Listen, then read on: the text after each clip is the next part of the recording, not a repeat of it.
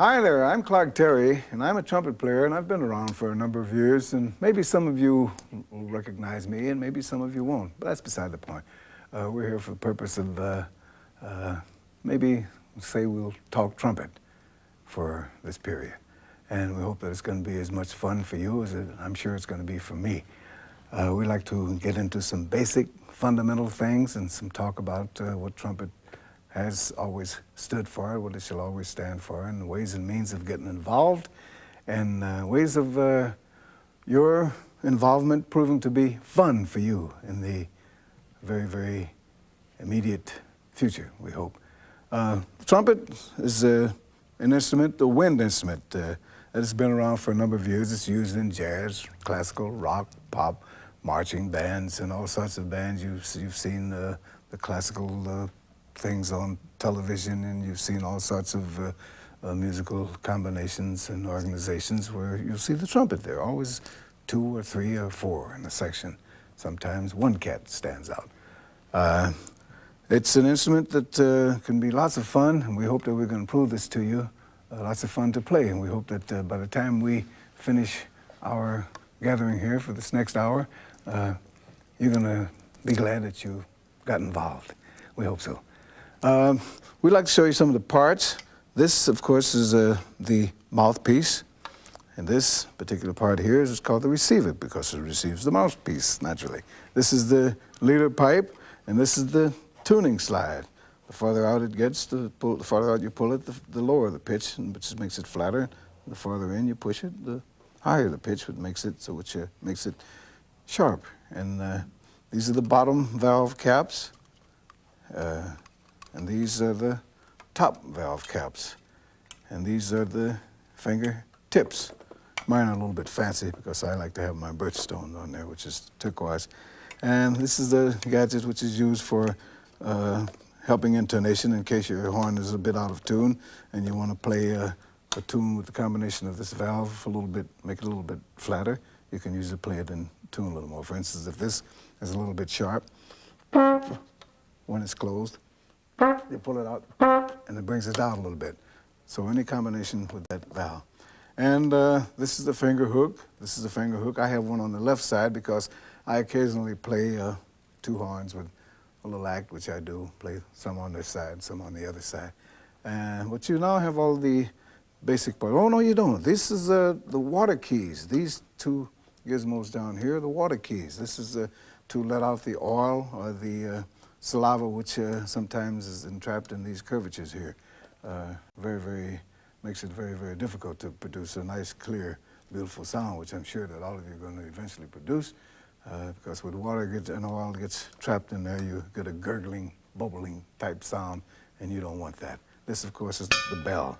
And speaking of the bell, and this being a wind instrument, we have to always remember that when you produce a sound, you must go back to the theory that the sound starts at the sound post, which is the area where the upper stomach walls work in conjunction with the diaphragm. And this is the area where if you were to lie on the floor and watch your fingers go up and down, like that, you'll see that's the area that we're speaking of. That's the diaphragm area. This is where the sound is produced. Sort of like when the karate people are getting ready to go through the brick or the stones, they go, ha, ha! That's the same principle that we use when we were playing trumpet. Ha, ha, ha! We're going,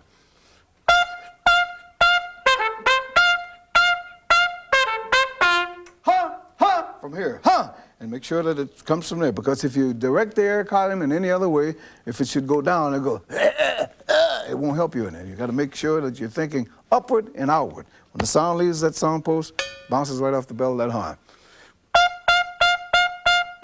Of course, you control the volume and the speed, or rather the softness or loudness.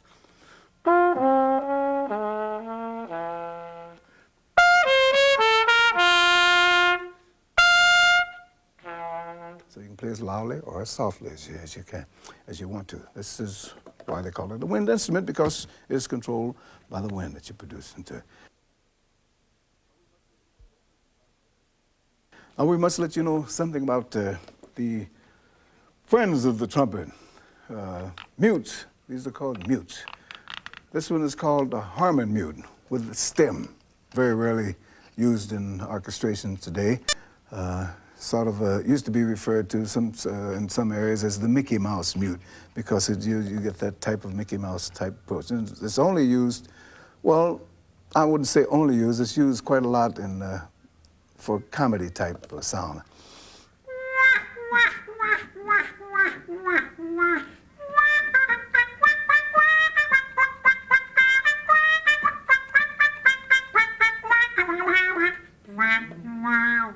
And then, of course, you can take out the stem, and this is the area that, the type of sound that most jazz people like very much. They like this particular sound because it's, well, it's very conducive to the jazz idiom.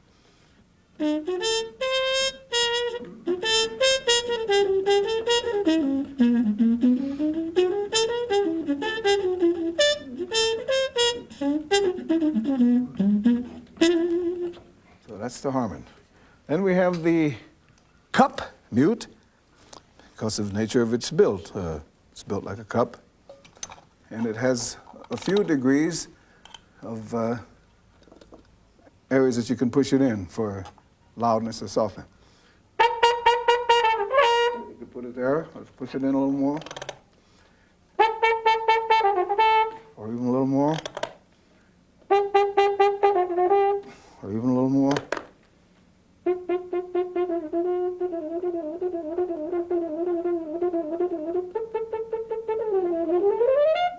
So forth. And this is nice sometimes to practice with it at home when people are busy, or in the back of the classroom when other things are going on, or wherever you want to practice where you don't want to disturb people. You can use this one. Can't hear it too well. I sometimes practice on airplanes, traveling from one city to the other on long trips because of the hum of the motor. I'm sitting right next to someone who's sleeping. You know, I got my horn in, I'm practicing.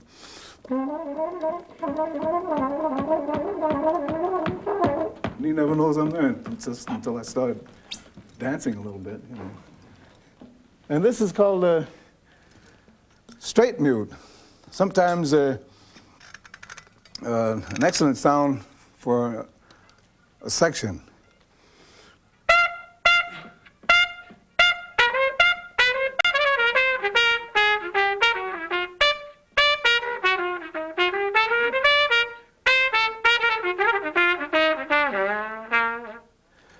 So you've heard these sounds. Now here's one here that goes way, this is the daddy of all these.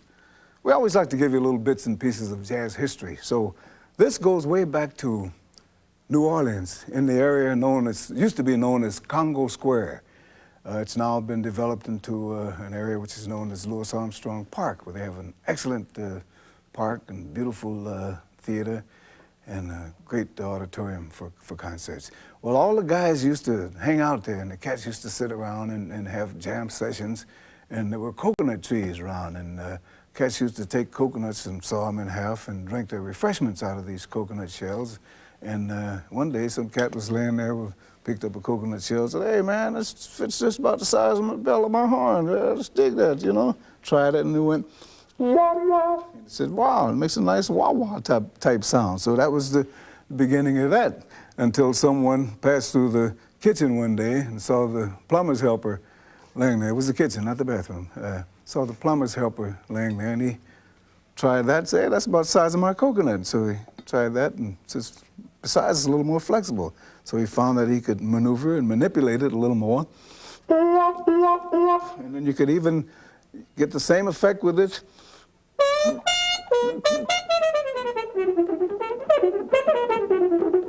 You get the same effect with that as you can with this. Listen to the similarity. Clearly hear the similarity? So forth. So this has only cost a couple of bucks, and it's cost a lot of bucks. So as a matter of fact, this doesn't even cost a buck, I don't think. But anyhow, we'd like to have you know something about the colorations of sounds and the implements which we use to bring them about. And another thing that we'd like very much for you to be aware of, in order to have fun with your instruments and for your instruments to enjoy longevity along with you yourselves on the instruments, you must know how to take care of them. That's very, very important. Now, these are some of the things which we have found are great friends of the trumpet. This is called a snake, simply because it crawls up like a snake. And we'd like very much to have all people who are going to own a trumpet to have a snake. The way that you use the snake is to just push this little gizmo through there, all the way through, until it goes all the way down, past this, and it cleans out. I'm just going to show you. I think my horn is a little bit, well, it's not so dirty. How about that? But the snake cleans that out, and then you can even put it through all of the parts on the horn. Put it through there and run that through, and put it through here, run that through. And the snake does an excellent job. So you make sure that you are an owner of a snake, because it's very, very important. And not only should you have a snake to clean out the parts of the horn, you should have, there's a smaller graduated gadget with the hairs on the end that go from point to a graduated end with a little handle on it, which fits up into the back of your mouthpiece, and it brushes right in. It's a little brush, that angle brush, and you push it in there and just turn it around, cleans the mouthpiece out perfectly. And the reason that you have to do this is because trumpets are made with certain bores, and once you become accustomed to the type of opening that you have throughout your instrument, that's the way you're going to learn to play it. And the minute that you become negligent to the point where you don't keep your instrument clean, it's sort of like, well, the valves of our bodies, the veins of our bodies. If you don't eat the proper foods, the veins start getting smaller and smaller because of things that cause them to coat on the inside, and the column, the passageway becomes smaller and smaller. Same thing will happen to the horn. And instead of blowing through a tube that's that big, you're going to find yourself blowing through a tube that's that big, and it becomes very, very difficult. And as a result, it makes you have to work harder, and sometimes it's almost impossible for you to play in tune. So we'd like very much for you to know something about the care of your instrument and the parts, and the fact that it is a wind instrument, and you must know how to produce the sound from your sound post, and that it is a trumpet, and the history of it as far back as it goes. And we want you to get involved and get ready to have some fun with us, because we got a few things that we want to lay on you that we hope are going to be fun, and stick around, okay? Now, fellow trumpeters, in order to understand and more thoroughly enjoy your trumpet playing careers, it's time that we should introduce you to a bit of theory. So the first thing you should know about is the staff, because that's what all your music is going to be written on. A staff is 5 lines and 4 spaces upon which music is written. The spaces are generally referred to as are known by the letters F-A-C-E, so we call that face, F-A-C-E, face. The lines E, G, B, D, F. Every good boy does fine, and F-A-C-E. And you can repeat that with me.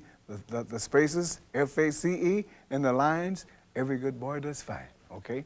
So, also we have bar lines, which make up the measures between, for the music, where the music is written on the staff. Between those bar lines is the measure. So we have the bar lines, we have the clef signs, we know what the spaces are called, we know what the lines are called. So remember that, because you're going to see a lot of that in your trumpet playing careers, okay? Next we're going to go to note values, which are very, very important. We're going to have some little demonstrations here right quick to show you about note values. I find that's very, very interesting, because we all like apples, and we know that a whole note is like a whole apple. And if you cut this apple in half, you get 2 pieces of apple. So you got, now it's whole, you got a whole note. Now it's a part, you got 2 notes, so you got 2 half notes. Now we're going to even go further than that. We're going to bust this apple down into 4 pieces. 1, 2, 3, 4. You see those 4 pieces there? And we got quarter notes right there. That's what a quarter note looks like. We're going to go even a step farther than that. We're going to bust these pieces down are from the quarter note, and we're going to make eighth notes out of them. 1, 2, 3, 4, 5, 6, 7, 8. Eighth notes, and that's what an eighth note looks like. So always remember, whole note, just a circle with no stem, half note, a circle with a stem, quarter note, a filled-in circle with a stem, eighth note, a filled-in circle with a stem and a tag on it. What is this? And this, and this, and okay, you got it. Now, next we're going to go to something that's just as important as the notes, and that is rests. We're going into rests now. Rests are very, very important because as one gentleman explained one time about reading music, he said, is reading music very difficult? He said, it's not the notes, it's the rests that are difficult. So this is what, once again, a whole rest would be like the whole apple we explained to you, which gets 4 beats. The half rest gets 2 beats. This is like a hat turned upside down, the whole rest. And the half rest is the hat sitting on the head. The quarter rest looks like a streak of lightning. And the eighth rest, which gets a half a beat, looks like a 7. So a whole rest, 4 beats, half rest, 2 beats, quarter rest, 1 beat, eighth rest, half beat. And now we're going to go into tonguing and slurring and eighth notes and so forth. This, of course, you know, quarter note, quarter note, quarter note, quarter note. Now this is a type of indulgence that we sometimes get involved with notes, which determine the difference in the way a tune sounds after you've played it. You might see a tune at 1, 2, 3, 4, 5, 6, 7, 8 quarter notes. And you might have 4 or 5 different tunes with those 8 quarter notes, but the way that they are interpreted determines how they're going to sound. And that is determined by whether they're played long or legato or short or staccato. The long means legato, short means staccato. In other words, long is la, la, la, la, and staccato is dot, dot, dot, dot. Now, sometimes you're going to run into, and the slurs are the same way, da, da, which means that you actually don't tongue each note as you go. Da, da, you go from one note and sort of sing up to the next note. Da, suppose you have a scale, which you're going to get to just a little bit later on. We're going to jump ahead of ourselves just for a moment, just to say a scale would go do, re, mi, fa, sol, la, ti, do. Take away the syllables, we'll just say la, la, la, la, la, la, la, la. If we played this with slurs, we say, if we played this with the staccato, it would be dum, dum, dum, dum, dum, dum, dum, dum. We played it legato, la, la, la, la, la, la, la, la, and it's tied again. So that's the difference between the slur and the legato and the staccato, okay? And now a student of mine, Mark, will assist me in demonstrating time signatures to you. This is the 4/4, which means 4 beats to measure, and each quarter note gets 1 beat. This is common time, which is literally the same. This is 2/4, 2 beats to measure, and each quarter note gets 1 beat. This is 3/4, 3 beats to measure, and each quarter note gets 1 beat. Mark will demonstrate the 4/4. I'll tap the time and rest in between. He'll play for just a few measures.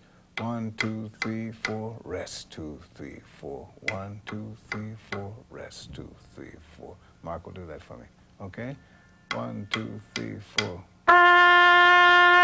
Rest, 2, 3, 4. Rest, rest, rest, rest. And now, Mark's going to demonstrate for you just how to play a C scale, because this is what you will eventually be working up to, a C scale.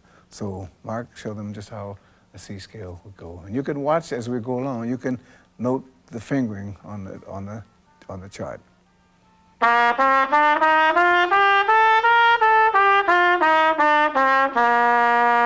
One more time, Mark, and I'll go up with them.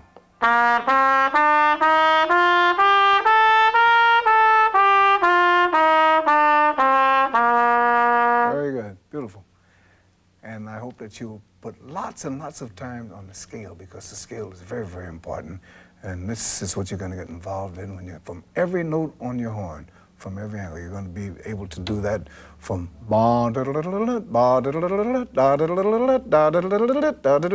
from any note that you hit, because in due time you're going to be able to play any musical passage from any given note, and the scale is the daddy of all those things that you're going to get involved in, and this is the basis of it all. So work on those scales. You can't go wrong.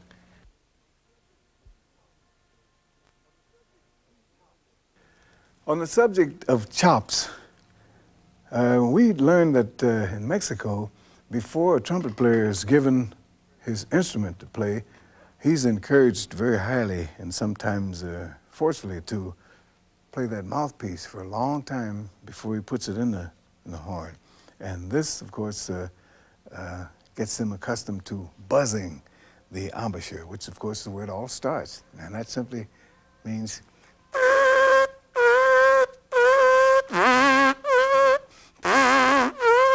actually what you're doing is sort of puckering the lips around the area of which we call the embouchure, closely to the teeth, leaving a small hole for the air column to be controlled from the diaphragm up through the air column, straight through this little hole and right into the mouthpiece, where it produces where the buzz produces the sound after it reaches, goes into the instrument.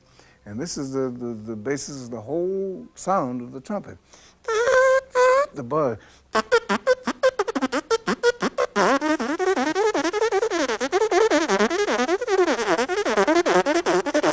Doesn't matter if you waste a bit of saliva in there. That's what you got water keys on there for, so don't worry about that. Just then after you've done that for a while, remember, don't let too much of this part of the lip become exposed, because you can't control it. This is the weakest part of your body, so tuck it and get it under the area where you can put some pressure on it. If I let this go out like this, I couldn't possibly make an octave higher. This way, I can, because I control that area with the buzz. So now we've learned to buzz and put the mouthpiece up there.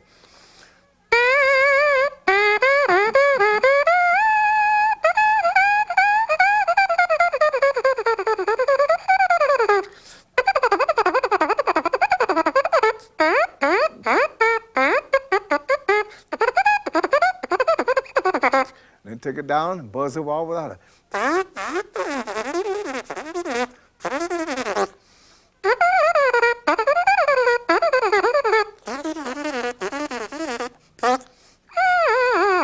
Remember, the basic theory is that for low notes it's ta, for the middle notes it's tu, and for the higher part it's ti. Ti tu ta, ta tu ti.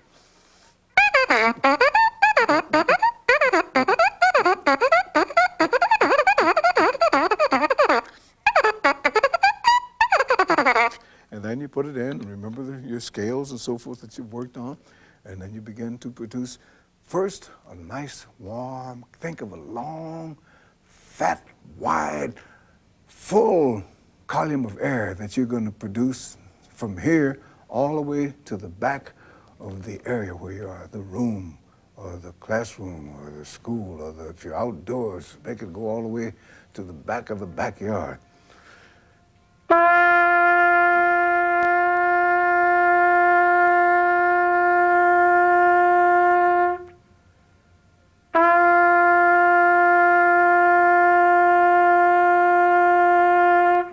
That same buzz, only this way you're controlling the air column with a nice, and it all works mentally. It's all, you're thinking of a nice warm column of air, which produces a nice big fat warm sound.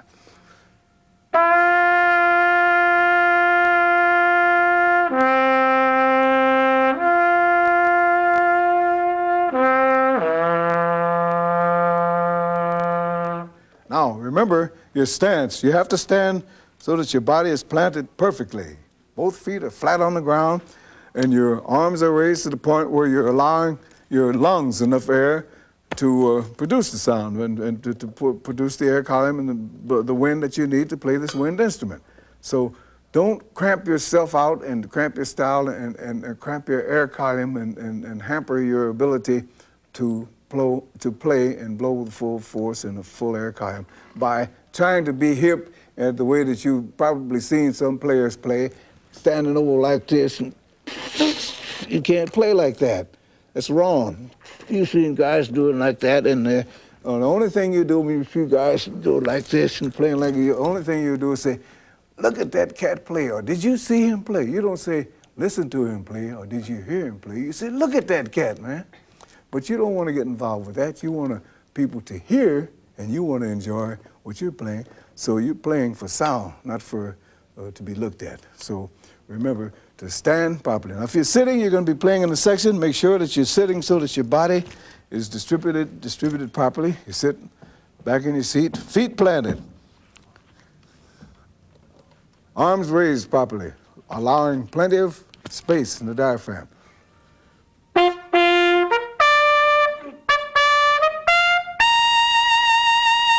It's very difficult to play when you see some guys sitting in sections and they think they're hip and they're grooving and they sit like that.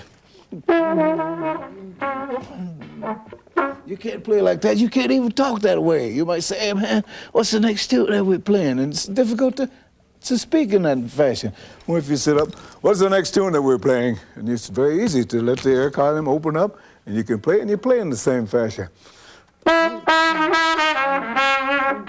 show you the difference in that. It's impossible. You can't do it. You need that. Remember, trumpet players have to be in almost as good physical condition as boxers and quarterbacks and athletes. So stay in there, stick in there, and give it a good shot, because you're going to enjoy it way down the line.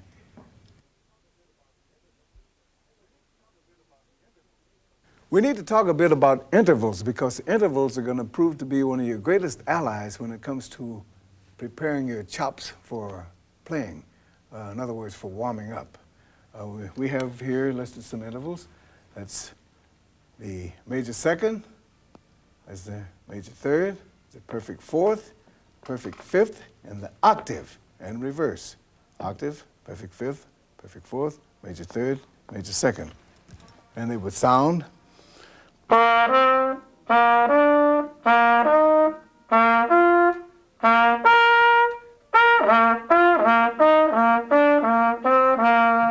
And very, very important for octaves, because when you're warming up, you want to make sure that the idea for warming up is to get your lip flexible enough till it'll do whatever it is that you want it to do. We have some very, very weird people who teach youngsters that you take your horn out of the case and place it to your chops and just hit the loudest, highest note as cold as you possibly can have your horn, whatever cold day, whatever part of the world you're in, and just put it up there and do it. And his theory is that if you beat your chops into submission, they'll do anything you want them to do. But we don't like to use that sadistic approach. We like to use a nice, theoretic and easy approach, because this is what's going to actually add to our longevity as trumpet players. And intervals are our greatest allies. Now, we find that the intervals which you've studied here are going to be very great for working out. If you work with only one of them.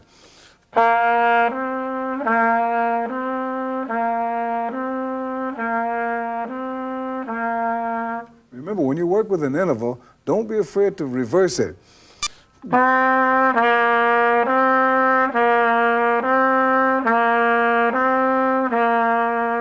And let's take, for instance, a little warm-up exercise, which we call just a little ditty. For instance, you have a chance to count and utilize your indulgence in whole rest, whole notes, half notes, and you play a little thing like this. Rest, 2, 3, 4. Rest, 2, 3, 4. Rest, 2, 3, 4. Rest, 2, 3. And you could go right on up the scale. Now, you don't necessarily have to adhere to this particular thing that we are diagnosing for you.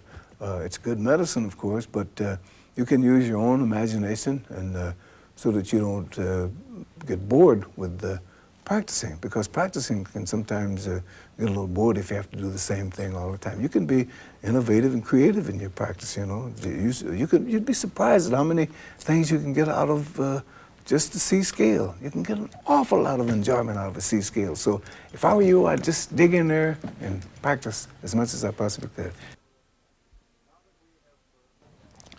Now that we have more or less mastered the technique of warming up with the use of intervals and harmonics, we'll move on into scales. And Mark's going to join me in helping me to demonstrate to you the use of scales. So we'd like to take the C scale. And first of all, we'll play it. Mark will play it with me, and I'll mark it, run it down with you to point to each scale, each note as we go up the scale. Do that one time, and then the second time, I'm just going to call the notes, and as we play it, and then the third time, I want you to do it as we play the notes. Okay? 1, 2, 1, 2, 3, 4. Okay. Now this time, without my pointing, I'm just going to call the notes. 1, 2, 3, 4. C, D, E, F, G, A, B, C. Now this time, you do it.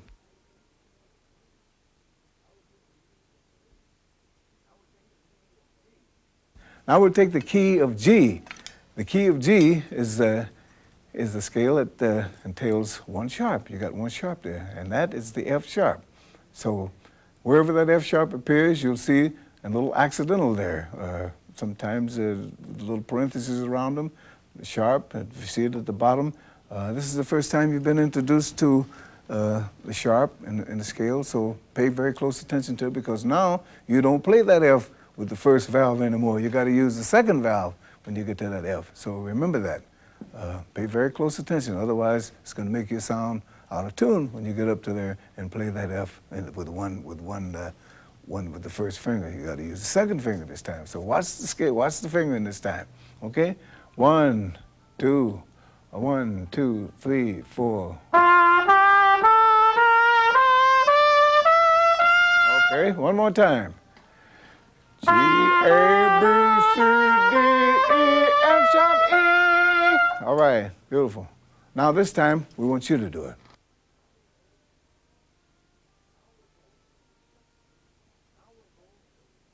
Okay, now we'll go to the F scale. This time you'll notice we have a B flat.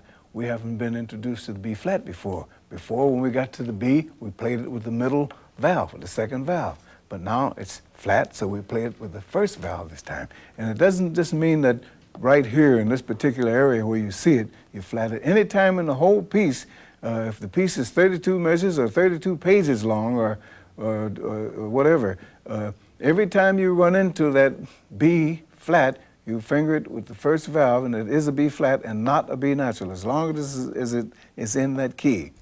Okay, now Mark will play the F thing with me twice, and then you're going to do it again, okay? 1, 2, 3, 4. Beautiful. One more time. We're going to call the notes. 1, 2, 3, 4. F, G, A, B, C, D, E, F. Now this time, you do it.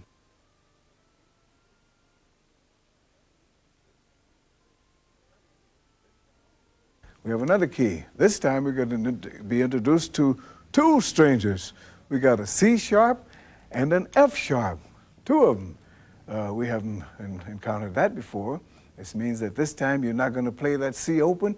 You're going to play that C with the first and second, and you're going to play that F sharp like you did up here with the middle valve. So you really got to watch your cues down here.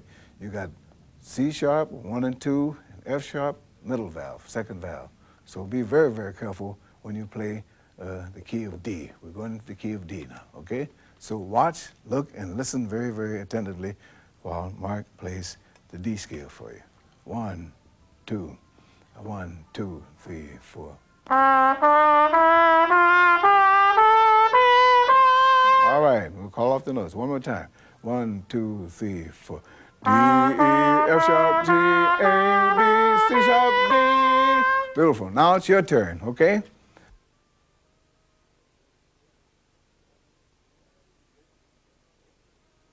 This is an excellent exercise, and you can work on it as slowly as you want or as swiftly as you want. You should be able to get it to the point where you say, and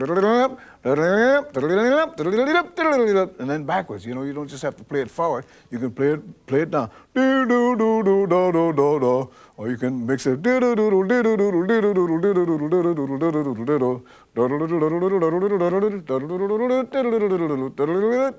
There's all sorts of ways, as I mentioned before. You can have so much fun practicing if you just use a bit of imagination and a little creativeness. And you can, after you've gotten these things under your belt, you can always go downtown and find some books related to trumpet playing, and you can get more and more involved. You can get just as involved as you want. This is not to replace the teacher. This is to make things more interesting and for the teacher when he gets a hold to you.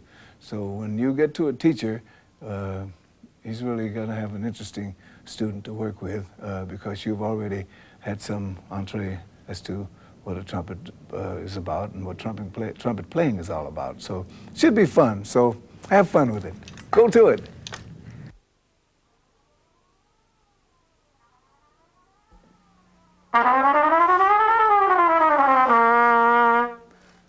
Did you hear that? That was a chromatic scale, up and down.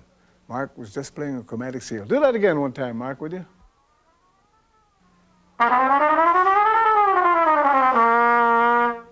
I want you to watch Mark's fingering very closely as he goes up slowly and comes down slowly. I'll count it off for you, Mark. 1, 2, 3, 4.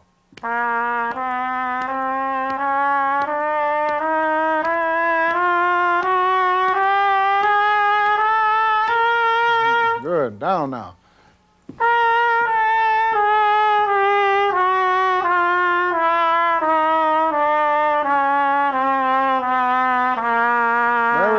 Now I want you to do that with Mark, just a little bit faster this time, because I think you can do it a little faster.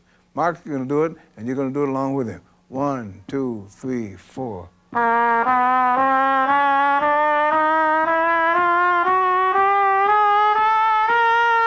Coming down the same way.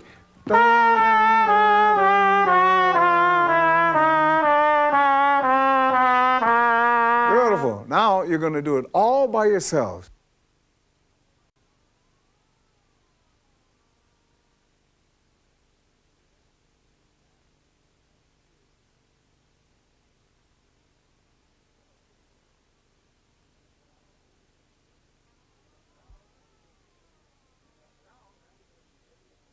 And now that you've gotten the chromatics under your fingers, we're going to go to ledger lines. Ledger lines mean simply the extenuation of the staff above and below.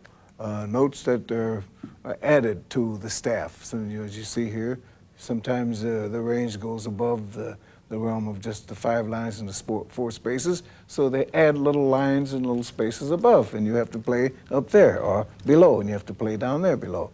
And there's fingering down there, which I'm sure you'll get under your belts. So now that you've got the ledger lines under your fingers, there's one very, very important bit of theory that you must get under your fingers, and that is dynamics. So often we go through our careers not being aware of dynamics, and we don't want you to be, we don't want any of our trumpet players to be cats who are not hip to dynamics. So we'll take a good look at this. When you see that F, that means loud. You see 2 Fs or double Fs, that means very loud. When you see a P, that means soft. 2 Ps mean very soft. And that F means forte, double F means double forte, P means piano, and double P means double piano, very softly. And when you see it soft, the hairpins start soft at one point and get wider on the end, that means from soft to loud. And vice versa, when it starts wide and gets narrow, that means it's going to start loud and goes down to soft. So these are very, very important ones to remember. Forte, double forte, piano, pianissimo, loud, soft to loud, and loud to soft, okay? Very, very important dynamics. So we sincerely hope that you're going to dig in and get those dynamics down get all these other things that we've worked on, and it should be fun. And I hope I run into you sometime so that we can practice together. Okay, fellow trumpeters, now we're going to get involved with some exercises that's going to use up some of this knowledge that we've gained, okay? Each one, we're going to play 3 times. The first time, Mark's going to play it alone. The second time, he's going to play it with you. You're going to play it with him, rather. And the third time, you're going to play it by yourself, okay? We're going to do a slow one, a medium one, rather a little faster one, and then a medium one, okay? So here we go, the slow one. 1, 2, 3, 4.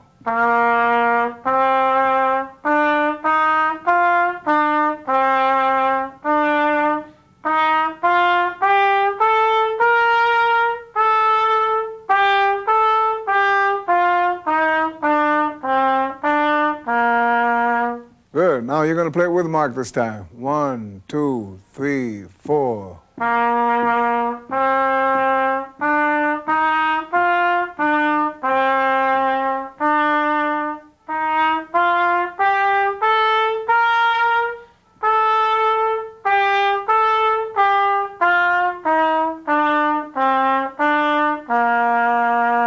Now, this time you got it on your own.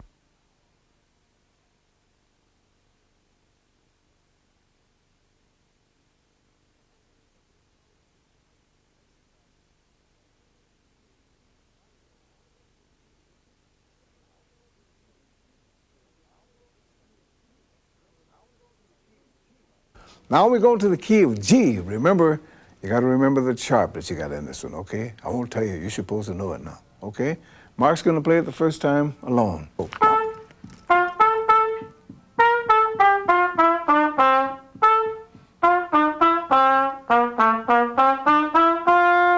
Chops together. Here we go. 1, 2, 1, 2, 3, 4.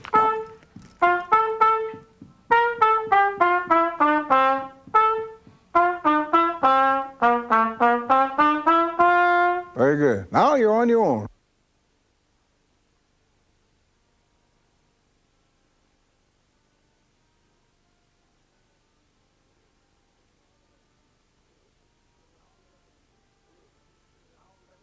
Beautiful. Now we got the medium one. This is the key of F. Remember that one note that you got to play with the first finger? I'm not telling you what it is because you know what it is, okay? A 1, 2, a 1, 2, 3, 4.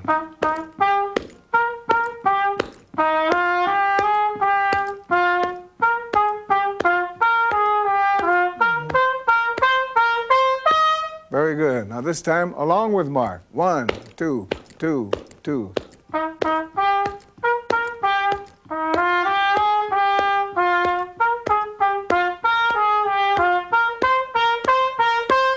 Very good. Now you got it on your own.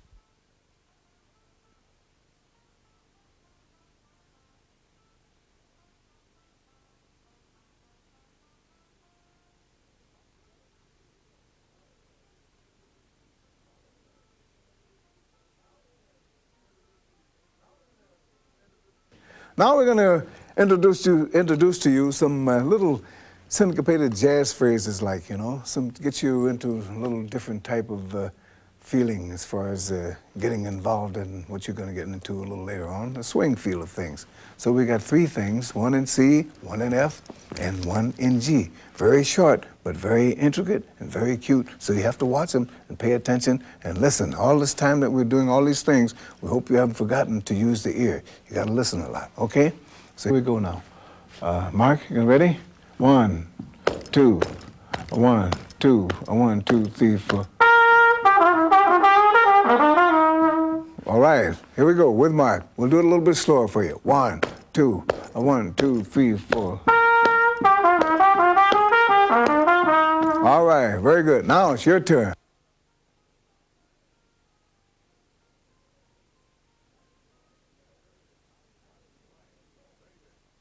All right, very good.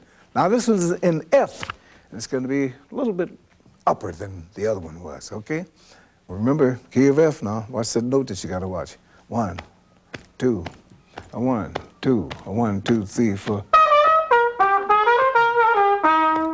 Okay, one more time with Mark this time. 1, 2, a 1, 2, 3, 4. All right, I'm not going to give you a break this time. You got to play it in the right tempo. One, you got it on your own.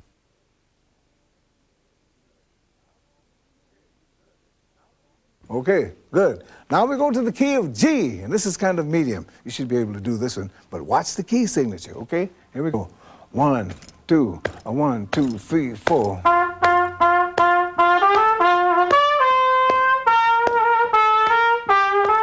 Beautiful. One more time now, with Mark this time. 1, 2, 1, 2, 3, 4.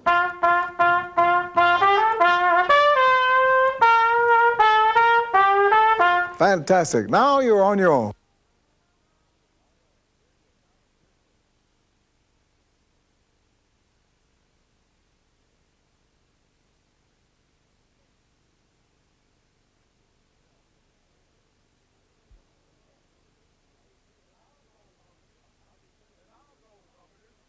And now, fellow trumpeters, I refer to you as fellow trumpeters because you are now at the point where you can make use of all those things that you've been studying, like fingering, placing the fingers in the proper position and using the proper embouchure and being aware of what the mouthpiece is and the lead pipe and how to take care of your instrument, how to clean it and how to produce a sound and how to buzz, how to warm up. And all these things lead to the ultimate, and that is the enjoyment of playing the trumpet. And this is what we're going to get involved in right now.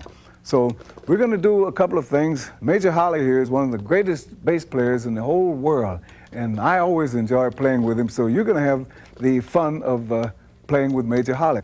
I'm going to play the tune first, and then we're going to stop. We're going to give you a chance to get your chops together. We refer to our embouchure area as the chops, you know, so whenever you want to feel like you're hip enough to talk to the cats in the neighborhood, you say, hey man, my chops are cool. I've been practicing every day and my chops are straight.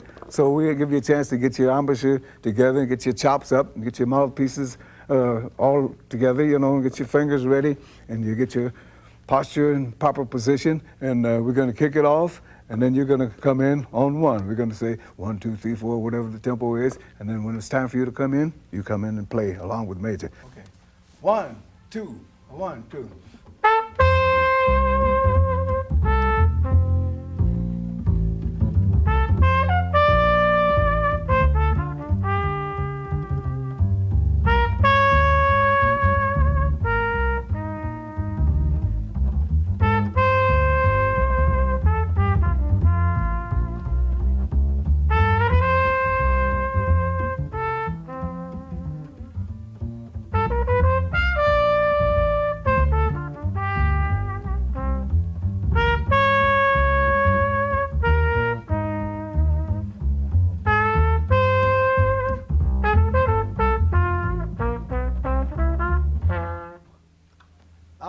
It's your turn to try it, and if you notice, I made a few little embellishments here and there. If you want to try to imitate those, do so. You know, there's 3 things that we must remember in getting involved in trumpet playing. If you're going to get involved in the jazz a little bit later on, we have to go through 3 stages, and that is of imitation and assimilation before we get to innovation. So don't be afraid to imitate somebody somewhere along the way, and pick up some things that way. A little bit later on, you start to rearranging them and figuring them out and say, wonder why he did that this way. I think I should do it this way. And then next thing you know, you got your own style working. Now you're going to get a chance to do this with the great Major Holly.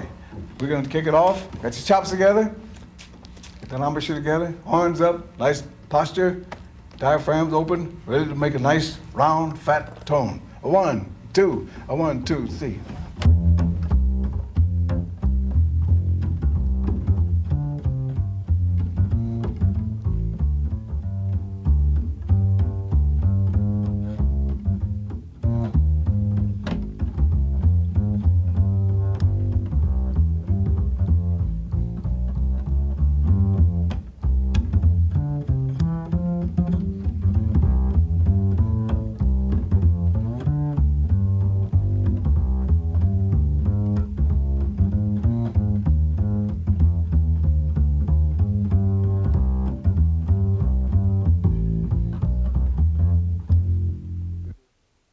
Don't be afraid to play along with the radio, play along with TV, some of your favorite records, some of your favorite players, and it all should be fun. That's why it's called playing. You play your instruments, you don't work your instruments, so have fun.